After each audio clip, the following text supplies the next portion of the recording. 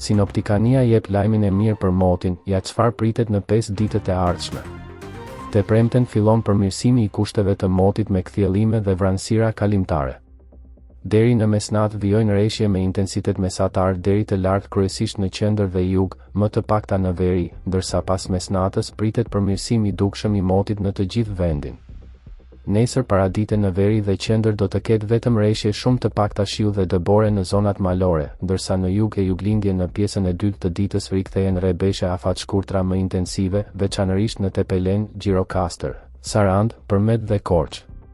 Temperaturat bien ndjeshëm me minimale pranë 0-2 sa në zonat malore dhe verilindore dhe maksimale rreth 15-16 sa në zonat perëndimore, ndërsa era lindore verilindore fryn me intensitet mesatar gjatë gjithë ditës.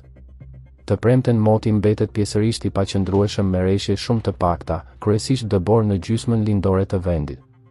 Nga e shtuna deri të martën parashikohen kryesisht kthjellime dhe vranësira kalimtare, me flokë dëbore vetëm në zona të izoluara malore në verilindje dhe juglindje.